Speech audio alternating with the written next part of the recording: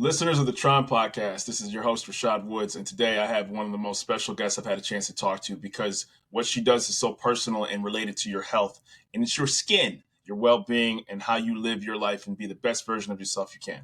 The Integrative Esthetician, former nurse, Cindy Tusa. Thank you so much. Thanks for having me. I'm thrilled to be here. And we talked before, and I thought that one of the things that was most interesting in our conversations was how personal what you do is. And people oftentimes, when they look internally, they think their heart, their liver, their lungs, and those are all very, very, very important. Your whole body is, but your skin sometimes gets overlooked, and it gets to be, let me just get a wax peeling, let me just get shaving done, but it doesn't become part of your actual health and well-being. And you have specialized in that. Absolutely.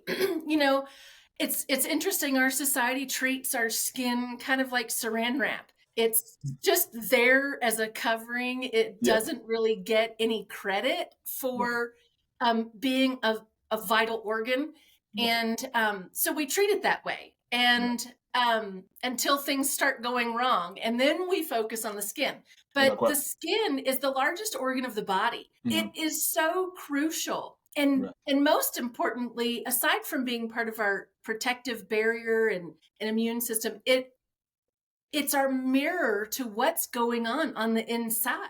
Right. We can use what our skin is doing as a clue to what's going on beneath. Yeah, and it's funny because even if you consistently get certain conditions on your skin, that ultimately can lead to an underlying condition. And I think oftentimes, and I'm even guilty of it, right? You never want to be told there's something wrong with you, right?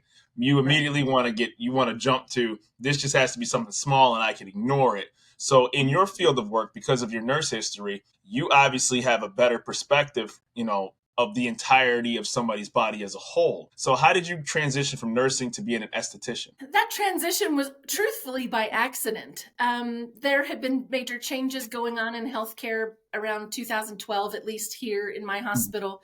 And they weren't in alignment with what I felt healthcare should be doing. And so I just started looking, broadening my perspective. I actually had created a business plan for a different business and then changed my mind on that, and then was led to the spa industry and was doing a presentation and I was told, oh, you're a teacher. And I'm like, well, yeah, I've been a nurse educator for years. And they're like, well, you should open a school. And so I did. Not the smartest choice to start two businesses at once, a spa and a school, but I did. And then after a year or so, I think it might have been, I closed the spa only because I was going insane. And and the students were where my passion was. That was my focus. And so never regretted that. That was 9.5 years ago, and I have not regretted it since. That's awesome. That's awesome. So when a client comes in, and obviously you're doing very successful, very well. First of all, I'll let you tell the name of it. It's White Magnolia Advanced Skincare, correct? Mm-hmm. Right. And so when you get a client that comes in for the first time, what kind of consultation should they expect, as opposed to somebody just, walk in the door and says, hey, you want this procedure done, sign a form, let's get to work. Right. One of the big things I'm trying to teach my students, and it certainly lands with a lot of them, it doesn't with all, is that we have to ask the questions. And so we go into the why we ask certain questions, and then always asking more and going deeper. Right. As a professional, especially once we get into doing advanced things like microdermabrasion, chemical peels, microneedling, when we start doing things where we're asking the body to generate a healing response, which is what those services are doing, we have to make sure that client is healthy enough to mount that response. Absolutely. We're not putting them at risk. If you are performing services on someone who is quasi-healthy or really not healthy, these are the folks that end up having bad reactions, bad results, and getting injured in the treatment room. And so that's our main impetus, is to make sure that people are getting the results that they need and are safe. Right. And then by empowering the students to ask deeper questions and to broaden their perspective, then we are also engaging that client. And so then the client feels heard. The client feels like they're getting a true Mm. service that's actually going to impact them versus just getting a facial, right? Right. I mean, sure, do I want to just get a facial sometimes? You bet. But if I'm going to partner with someone to address my skin and issues that I'm having, I want to partner and I want to Yeah. make the results happen. And I don't think it's always fascinating to me because we treat procedures like haircuts, like a skin treatment as really just something you would squeeze in on a lunch break, or quickly get done. But you don't realize the actual health implications of not having somebody who's licensed, who's certified, who doesn't have the proper procedures in place for sterilization, and the well-being of their clients at risk, because diseases can be outbreak from places like that. People can die from skin infections, even from a haircut, right? And we've seen, Oh, sure. and you don't think about that because you're sitting there and I have wonderful barbers, so that's not a slight, but it's just like it doesn't even cross your mind that you could have an illness that could spread. Oh, for sure. It's a huge part. And that's where the licensing for the beauty industry comes in. It's mainly about protecting the public. It's Right, about protecting the industry as well, but for the right, most part it's about protecting the public. But unfortunately, the standard beauty education, yes, do they teach that part, the infection control? Yes. Um, for the most part.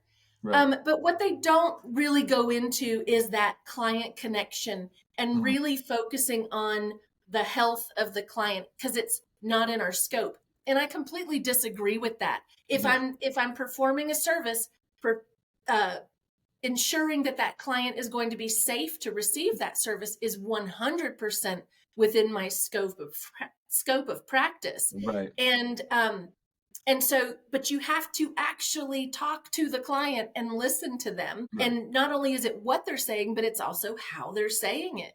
Mhm. And so we're missing the mark in the beauty industry when we treat things so superficially. As a I think cosmetic, there's right, no, go ahead, please. as a cosmetic situation as opposed to a health situation. You bet. You bet. And is there a place for superficial and cosmetic? You bet. Of course. Absolutely. And because your clients are going to resonate. So if that's where you are, you're going to attract the clients that resonate with doing services at where you are.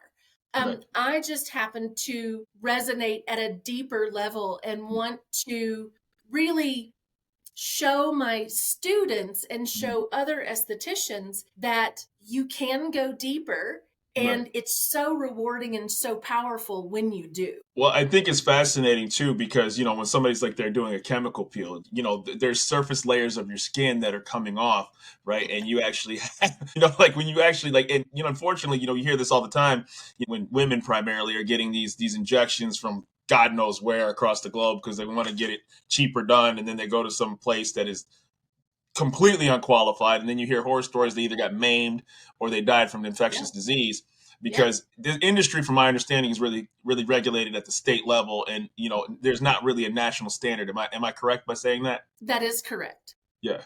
So And you're exactly right. When people are harmed in their services, um and this is not to throw shade by any means, but typically the person every instance of a harm or a negative result that I have mm, heard firsthand from people or from people that have someone that they know that was injured, yeah. it really comes down to the fact that that esthetician or that service provider did Mm, not do a thorough consultation right, and put the health and the needs of the client first. right, They just, the client chose from a menu a certain peel that wasn't appropriate. The esthetician knew it wasn't appropriate, but went ahead and did it anyway. correct. Or they didn't get that piece of the education, the Mm, consultation piece when they were learning chemical peels. And so they don't even know that they should be asking more questions about that person's health and where they are um, from a physical and a non-physical health standpoint mm. before they go putting this product on the face. Well, it's Every funny. Yeah. No, I'm so. I thought you were done. I was just gonna say it's so Oh, yeah. funny. Like if your fridge or dishwasher goes bad, right? You want somebody to diagnose it before they just put the part right on the fridge or the dishwasher, right? Like, whoa, whoa, whoa! Don't, you're not going to just put in a motor before I confirm, right? Or they're going to diagnose it themselves, and you're okay with that procedure. But when it comes to something as important as your skin, you're like, hey, I just need to get in and out. Need to get in and out. I got to be, somewhere else in this amount of time. Get this done. Right, right. And so yes, we're not allowed to diagnose, but I know the client that's appropriate and Mm-hmm. the client that is not appropriate. Mm-hmm. And that's where asking the right questions comes in and understanding what true physical and non-physical health actually are. That's a huge disconnect in our society. People don't actually understand what real health is. And because the media, the pharmaceutical industry, Western medicine, they've skewed what that really is. For sure. If you're taking 3 or 4 medications, that's not health. That's suppressing symptoms, and your body is trying to tell you something with those symptoms. And so it's understanding. We use a functional medicine approach from the physical health standpoint. So there are 4 main root causes of disease. At least that's how we're framing it for my class. Yeah. Nutrient deficiencies, chronic inflammation, gut dysbiosis, where your gut is out of whack, and mitochondrial failure, and how we can have an impact on the physical health. And then from a non-physical health, which I use that term because it's your mindset, it's your mental health, it's your emotional health. Yeah. So that's going to go more into really the subconscious mind. And nobody talks about the subconscious mind and how powerful and how critical it is for health. If we have limiting beliefs at the subconscious level that say, I'm not worthy, I'm unhealthy, those drive us to, and really are going to show up in our health. I think what I saw too was interesting on your video of your official website was like, when you're looking at somebody's skin, you're also being able to tell some sort of underlying conditions. Obviously, you can't diagnose, but you can also, have the power as a business owner and your license to say, I can't do this procedure because you need to get this investigated further, right? So you say you can see people's stress points. The skin can ultimately reveal some sort of underlying condition that this is better not service for you until you get this one particular thing that may need to be addressed. Absolutely. Absolutely. Yeah. Someone comes to me for a chemical peel. Let's say it's an accountant and it's in the end of March. I'm not doing a chemical peel on an accountant at the end of March. They're too stressed. Their body is running at max, right?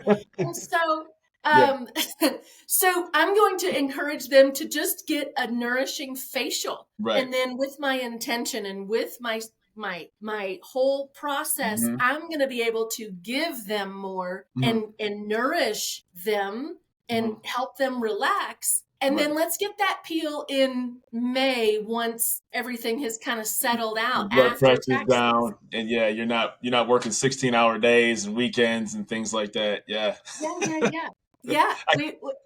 That is a huge piece. Like school teachers, not in August, not in May for certain. My sister is a school teacher. There are certain times that you just love on the nurses. You don't ask their body to respond in any way, shape, or form. And then, and knowing that is a very powerful tool because that involves repeat clients. And then, when you coming in there, but on the opposite side of it is too, you probably have had some difficult conversations with people who did not want to hear that particular piece of information.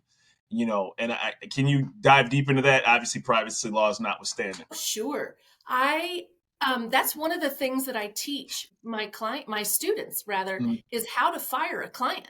It is a powerful part of this industry because here's the thing. And this is when you come out of school and you get your license and you've been empowered, you approach the industry very differently.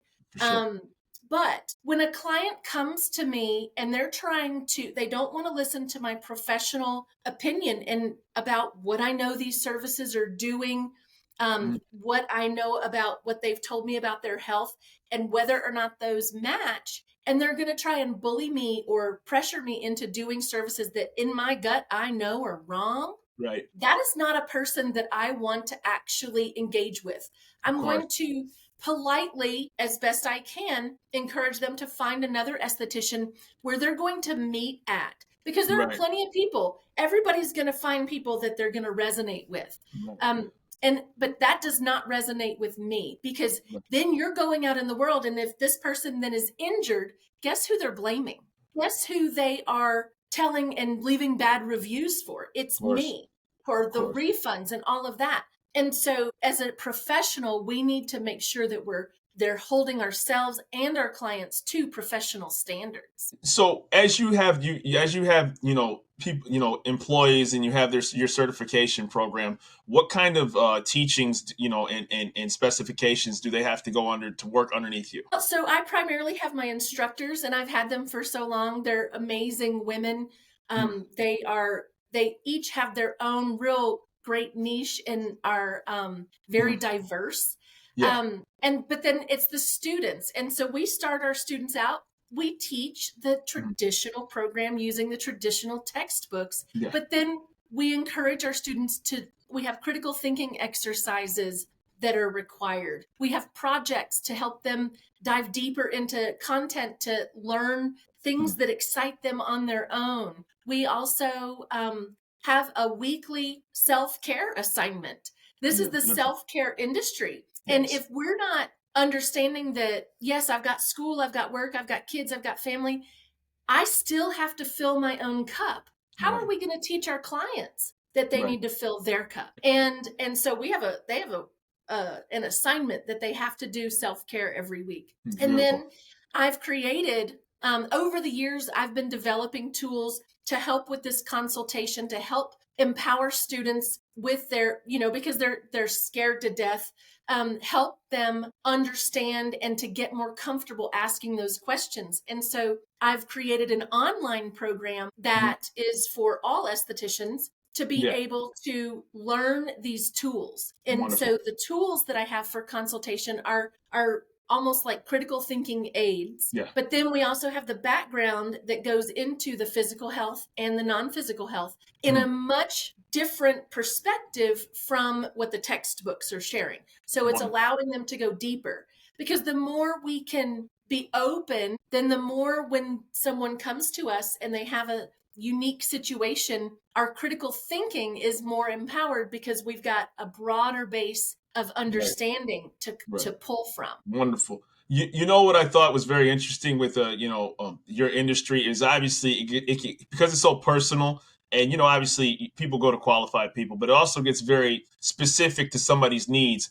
Can you talk on how maybe as sensitively obviously this is when people, hey, I have coarse hair, I have thick hair, I could be of a different race, ethnicity, that comes into factor when it comes to personal services like that. It's no different than a haircut in that regard, where you're like, hey, you may have difference of being able to handle a particular texture. Some people's skin is more oily, hairy, Sure. susceptible to certain diseases and conditions too, as well too. What is that like in your industry? You bet. And that's the beauty of this industry, is that we, you don't, everybody doesn't do just one thing. Right. And so if, like for example, I can wax, I can teach waxing, I hate waxing, it is not my thing. Yeah. So if I was seeing clients, I would not be offering waxing. It Right. doesn't excite me. It's messy. I just don't like it. Yeah. Um so so nobody's going to come. Even if I did put it on my menu, people aren't Mhm. going to come to me for my waxing, Yeah. because Yeah. I'm putting out such a strong repulsion of it. Um so so that, and I encourage my students, I'm like, you don't have to like everything. Right. And so focus on the things that you do Right. and really master those skills, those clients. And that's a lot of what I encourage folks to do if you're seeking a professional, is to Right. find someone that really tailors to your personal skin condition.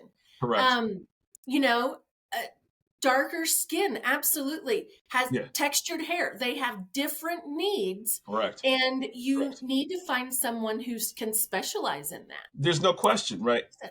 And you know, and that's the thing is too, and that's not a bad thing to say. That's not a dirty word, right? I mean, you know, at the end of the day, you know, you have to have somebody who's comfortable, you know, with you and can actually perform the services. Or maybe there's, certain, history of health is it can happen in certain, demographics, and there, you may likely have this instead, or this mole, or this cut.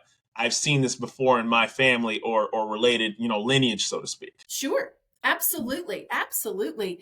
I think there isn't anything wrong with going with someone, a professional that you resonate with. Absolutely. And it could be a race thing, it could be a gender thing, it could be Language. it could be a lot of things. Yes. And that's, you're paying money for a service for your Right. being. Go where it feels the best. And I Absolutely. don't think there's anything wrong with that. It's not a discrimination. It's a resonance thing. For sure. For And sure. just like, I'm a 55-year-old woman, and I don't think like most people. Yeah. I am out there when it comes to how I approach the world. Yeah. And so if I'm going to my professionals, which I have professionals that I go and see, we're Yeah. very like-minded. Correct. We're able to converse at a level that is so comfortable for both of us, because it's where we are. Absolutely. And so just like, I love getting services from my students. I rarely do, because they get so scared. I'm intimidating. Of course. And so then all I'm getting from them are their nerves and their anxiety. That is not a relaxing service for me. Now, if they ask me, can I give you a facial so that you can give me feedback and teach me some things? 100%. Sure. I'm happy to do that. But to say, hey, will you do this for me? Yeah, I'm not going to do it, because it's a resonance thing, and that's okay. And their classmates, they resonate more with their classmates and are more comfortable. And then the guinea pigs, I've got hundreds of designated guinea pigs that come for services at the school, and those folks are used to the students, and they're coming. Also, they get the benefit of the service, but they're coming knowing that they're supporting my students. So yeah, absolutely. And when you do, I know we talked before, you have had people who you've had to say, I think, hey, you're a smoker and you can't have this particular procedure done, or you have a certain things that would not be beneficial to you. Sure. How is the reception of that prospective client when it would be better service for you to get something under control? Oh, absolutely. And that's such a huge part of it. And so when I'm talking to a client and I go through our script of questions that I've tailored to help discern the health of the individual, and when I get those red flags and I ask more questions, it's not about me being judgmental. It's really about me performing an assessment for critical thinking. And so then if I do determine, just because someone is a smoker doesn't necessarily mean that they can't have services. It's the rest of the story. Right. What else is going on with this individual that maybe combined with the smoking is the issue? Right. And so if I'm having someone and they're having a hard time hearing that they're not healthy, because that's a very common thing. One of the tools that I teach in my course is a diagram, and I teach my students how to diagram the health. And so I will flip the client's paperwork over onto the blank sheet, and I will draw their health for them. And then you can see the realization come that sinks in, and they're like, oh, well, I never realized. And that's because, again, society has never really been taught what true health actually is. And so then we can empower that client with some commonly available advice, whether it's maybe their diet is really poor, and so they're having lots of chronic inflammation. Well, how about we eliminate some sugary drinks? Or we eliminate preservatives and see how you feel in a few weeks. Well, it's funny because, when we get a prescription from our doctors, this is certainly not a slam from the medical industry, but you came directly from it. I mean, how often does somebody actually look up the medicine they're prescribed, see the side effects? No, you typically just go right to the pharmacy. Then after you feel like crap for 2 days, you're like, I had one medicine one time and it literally like put me to sleep. It was like it was a muscle relaxer. Now, there's a difference between like it's supposed to take care of condition versus you're falling asleep standing up, right? And I'm like, how am I? Like, it was dangerous. I said, man, I remember after like the third or fourth time I took it, I was like, man, I said, listen, I said, I understand this is a muscle relaxer. I said, but I'm literally dozing off, for 6 hours at a time after taking one pill, right? Right. Yeah. I said, this is not Yeah. normal. No. And so the pharmaceutical industry, that's it, is they create these medications that are like blankets. Everybody doesn't resonate with that medication, and that's where those side effects come in. Oh my gosh. I heard a great explanation. You've got all the body systems, and over time, you're having damage to the certain systems. Well, we typically have a weaker system within the body, whether it's the cardiovascular or maybe it's the gut. And so then as that one is failing faster, pharmaceuticals are being administered to bolster that system that's failing, but the other ones are now under the assault of that medication. And Absolutely. so it's all about the least harm, right? Trying to minimize the impact of the one failing system without completely knocking out the rest of them. You reminded me with your example, my dog, he's such a purist. He injured his back years ago, and I gave him the muscle relaxant one time and he would never take it again. He does not like drugs. It's hilarious. I can't get him to do any medications whatsoever. So we don't even try anymore. It's we go to I take him to the dog chiropractor and she fixes him every time. So I'm telling you, man, that cyclophenzaprine. If anybody's ever taken that, boy, oof. Yeah. And it's a beast. And really, pharmaceuticals, sure, there are some life-saving ones. And I'm all about, I understand Western medicine. So I always use the example, if I chop my arm off, please take me to the emergency room and let them sew it back on. I will handle the healing and the trauma, and I will deal with all of that after the fact. But yes, let's get that acute care. But from a chronic standpoint, Western medicine is failing because it's just all about suppressing symptoms, and that's not creating the health. lifestyle changes. Yeah. And so but the medications are, you have to detoxify them so that and even antibiotics. Now, take this with a grain of salt. I'm not telling people to not take antibiotics, of course, but what I am saying is you want to really think about the antibiotics before you take them. Correct. Because they are disrupting that microbiome that is so critical. And it's not just the pathogenic or bad bacteria that are dying. It's the good bacteria too. And man, the side effects, the long-term side effects from the gut dysbiosis that comes from chronic or repeated use of antibiotics, or even just one administration of antibiotics, can be very critical. I had a situation in 2018. It was one of the most stressful times I was having in these certain months. Ended up with an infection, took the antibiotics, which I normally didn't do, but I took them because I was so over myself. Like I just was out. Yeah, you need it at that moment. Once, like I put on 50 pounds. Oh my gosh. Without, and I'm still getting rid of it, but my body said no. And it had to protect me. And that's how it chose to do it. So I took an same thing happened to me once. It wasn't weight gain, but I got severely ill from taking that fought off an infection, Bactrim, and that was rough. Yeah, and I had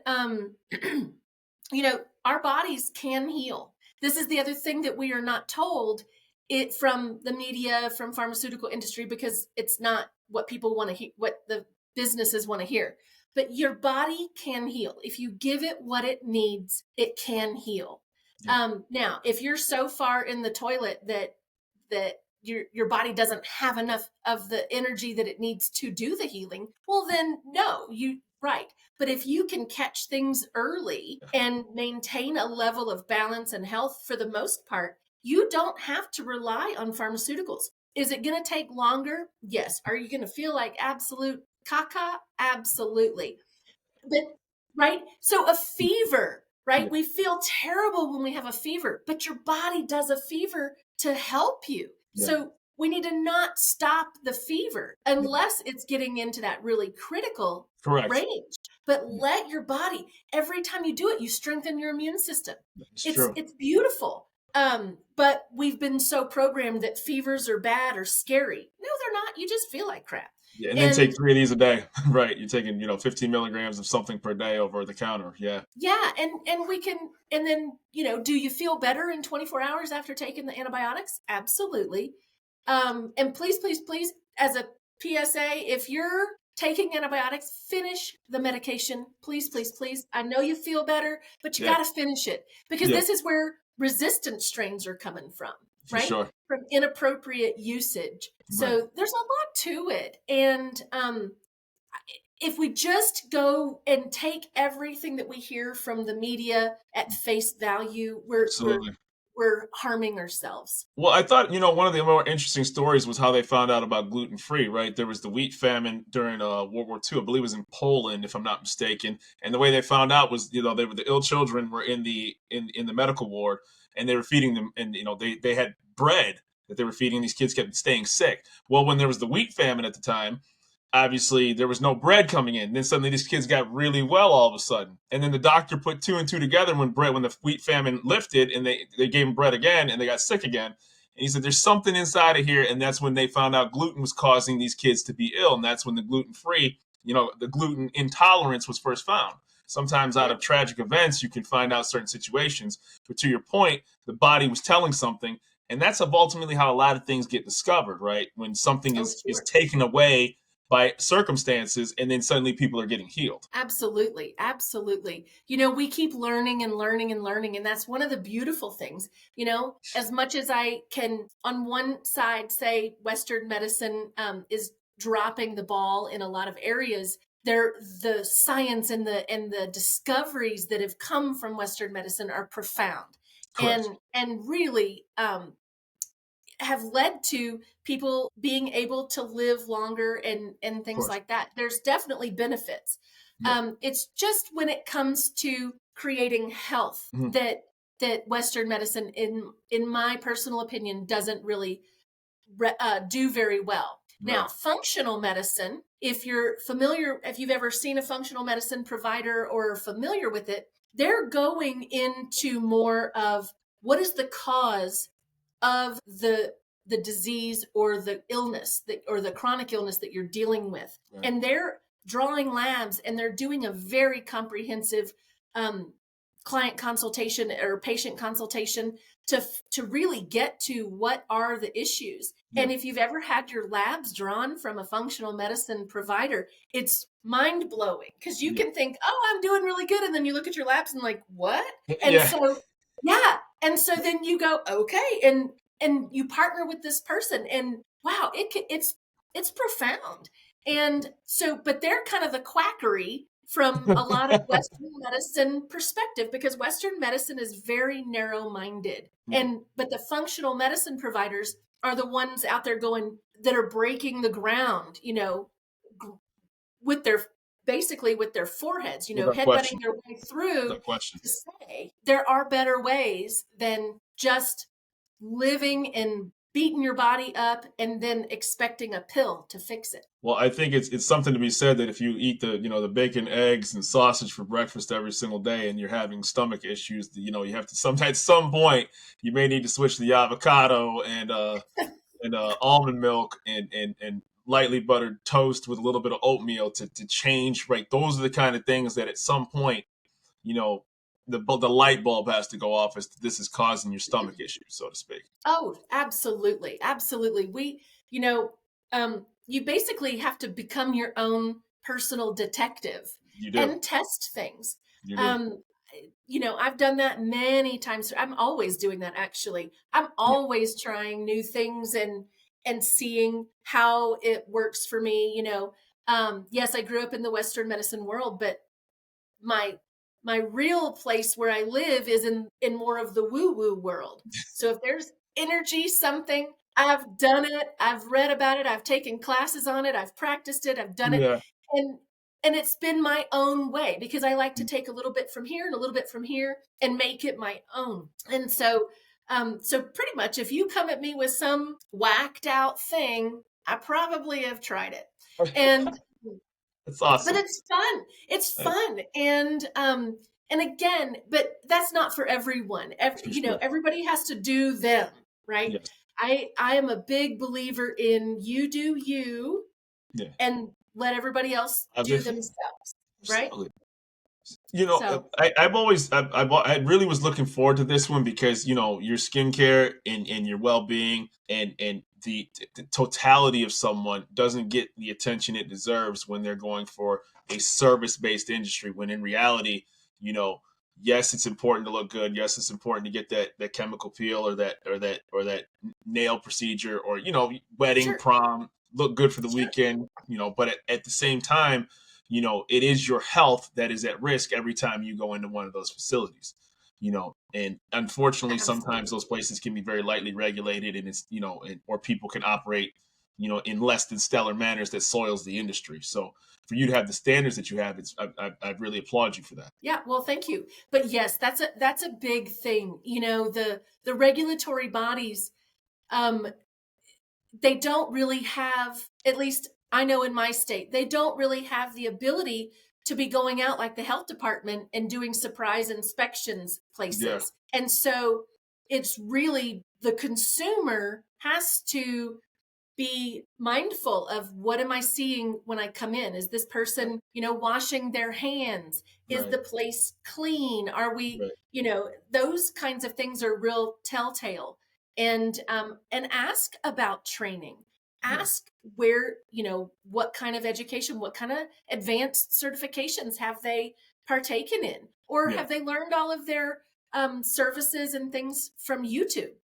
Um, yeah, I mean, yeah. YouTube is great for showing some cool, maybe massage techniques and some fun things like that. Mm. But when it comes to doing something like a dermaplaning or a micro, let's take a class and let's get If good we, education about yeah, that and not just watch someone on YouTube do it. without question, without question. There's certainly a place for YouTube, but certainly not for something that's gonna peel take layers of skin off.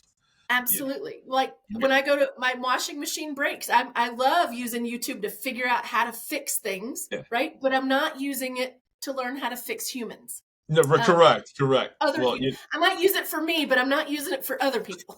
yeah, exactly. But you have a nurse. You worked in the medical field, so you have a lot more. Unfortunately, sometimes people need an instant gratification, and they're willing to put their own body and health at risk or that of others to either make a quick buck or not go to somebody licensed or serviced. That's Sure. unfortunate. I, Sure. I Yeah. I always ask this question of every guest. You certainly don't need me for your name to get out there. For the purpose of this show, where can people find you? Sure. Well, our website for the school, the White Magnolia Skin Institute.com. Mm-hmm. And we're on the social medias. You can search us up. Yep. Instagram and Facebook are my main ones. I've just recently started to dip my toe into TikTok. I'm One still after the not other. I struggle with that one. Yeah. Reddit, but yeah. So our website, whitemagnoliaskininstitute.com, Yeah. is the best place to find us. And Yeah. there's a contact form. If you have questions for me, feel free to shoot me an email, and Wonderful. um, and I'm happy to answer questions. I can refer you to books. I have all kinds of resources for folks. Well, Cindy Tusa, I've never, you know, been able to thank all of my guests enough. And even though that obviously your years of service, both in nursing and in the Skin Institute that you have, are not encompassed in a 35-minute interview. But for the purpose of this show, I would like to say thank you. And I will certainly be more cognizant of that ingrown hair that I have to not self-diagnose it myself because maybe I have something that could be underlining. Well, so a sharp razor. Do you shave? Yeah, I use razors tear me up. Oof, Do you use oof. an electric razor? Yeah, yes, Okay, good. Yeah, yeah, because often when we get ingrown hairs, it's because the hair is broken mid shaft of the Yep. follicle, and then they grow in and cause that inflammation Oh yeah. and cause Oh yeah. issues. Yeah. And that's the same with waxing. If Yeah. you're getting ingrowns after waxing, there's a technique issue. Okay. So, Okay. They're so frustrating, but I've kept them to a minimal. But I really was looking forward to this interview because your skin certainly doesn't sometimes get the attention it deserves, and with your medical background, you're kind of taking the best of both worlds with your practice, and you're doing very successful at it. So thank you for being on the show. well, thank you very much. It's been an absolute pleasure. Appreciate you.